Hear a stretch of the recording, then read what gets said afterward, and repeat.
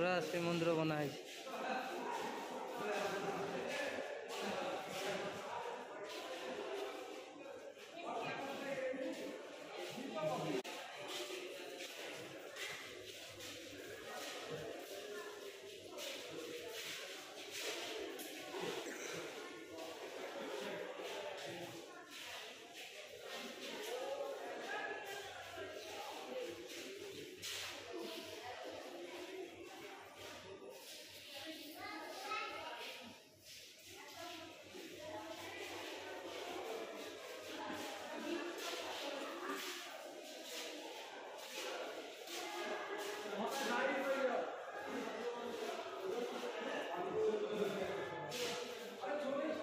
कि सुंदर बनाई है।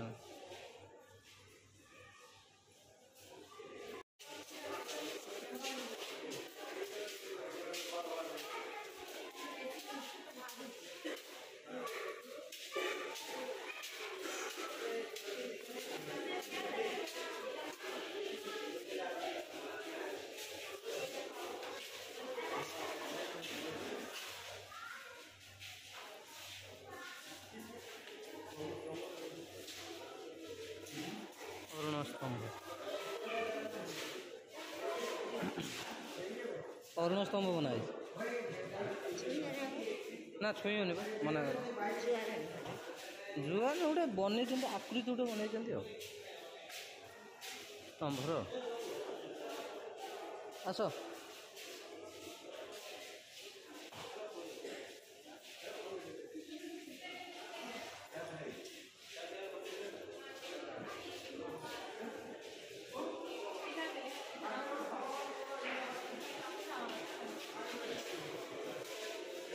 बाबा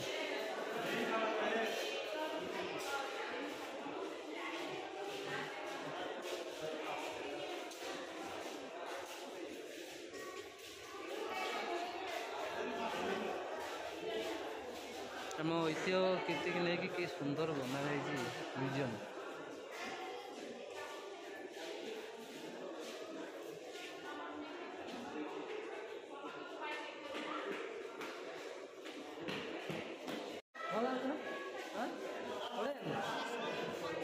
हाँ पत्थर पूरा ये पत्थर बनाई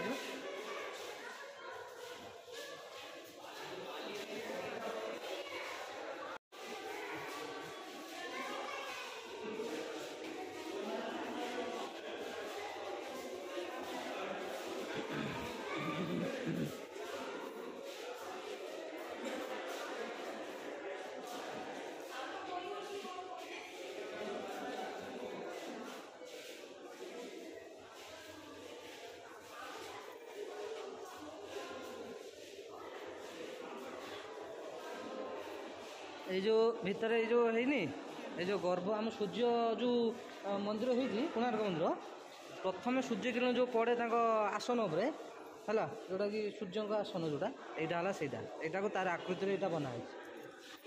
हाँ ये आकृतिर बनाई गर्भगृह भर अच्छे बंद कराई तो आकृति यहाँ बनाई।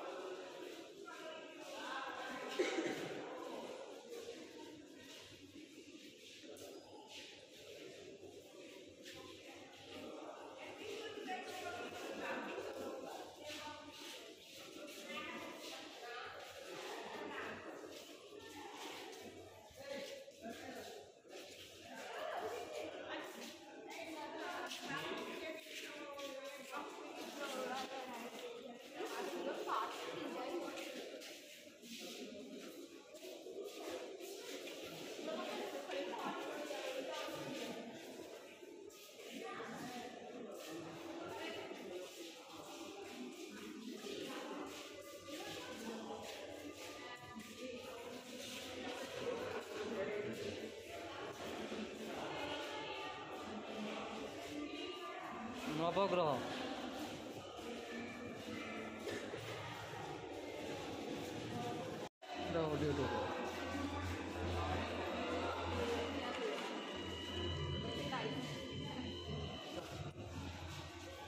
प्रेक्षालय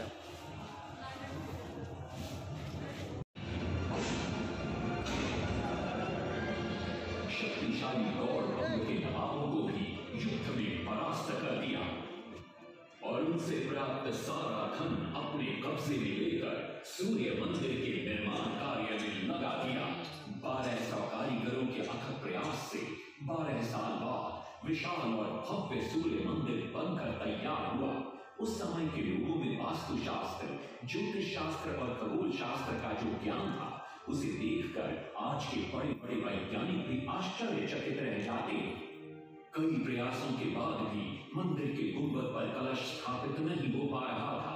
क्रोधित नरसिंह देव ने आदेश दिया कि कल प्रातः काल तक यदि कलश स्थापित नहीं हुआ तो सबके सर धड़ से अलग कर दिए जाएंगे। सभी शिल्पकार घोर चिंता में डूब जाते।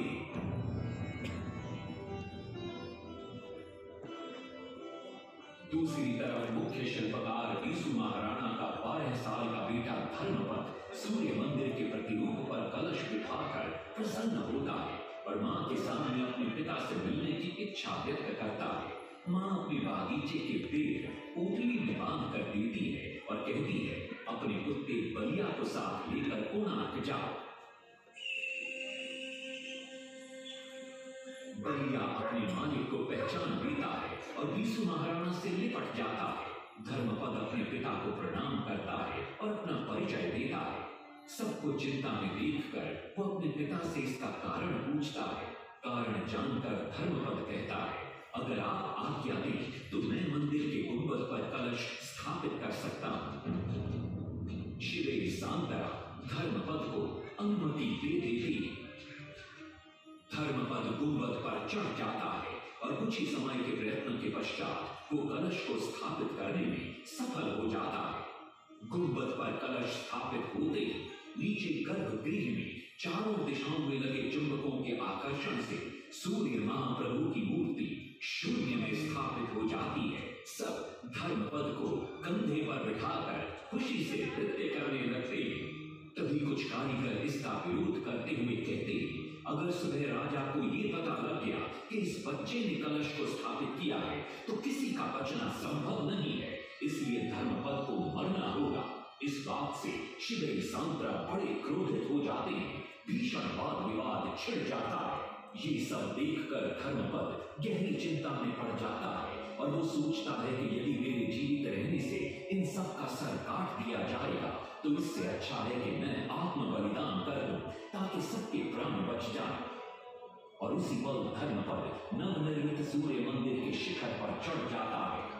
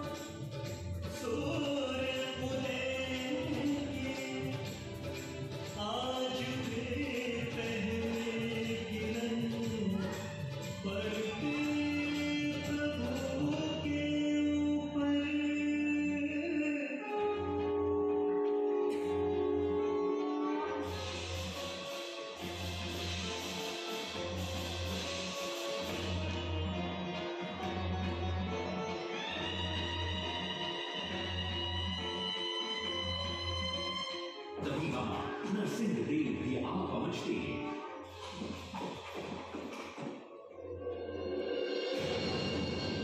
और सूर्य महाप्रभु को शून्य में स्थापित देख वे भी आनंद से भर जाते हैं और शिवेरी सांतरा की भूरी भूरी प्रशंसा करते हैं। वो ये भी घोषणा करते हैं कि माघ शुक्ल पक्ष की सप्तमी को मंदिर की प्राण प्रतिष्ठा की जाएगी। लेकिन शिवेरी सांतरा कहते हैं, राजन तिथि तो अच्छी है लेकिन मंदिर की प्राण प्रतिष्ठा के लिए ये शुभ नहीं है। किंतु राजा अपनी बात पर अड़ जाते हैं। शिवेरी सांतरा को दुख होता है और कोई वाद विवाद किए बिना वे हमेशा के लिए वहां से चले जाते हैं।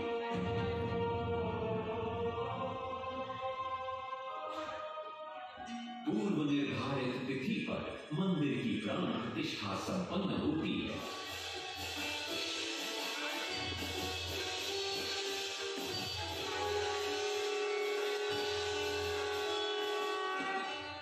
लेकिन कुछ दिनों बाद अमंगल होना शुरू हो जाता है।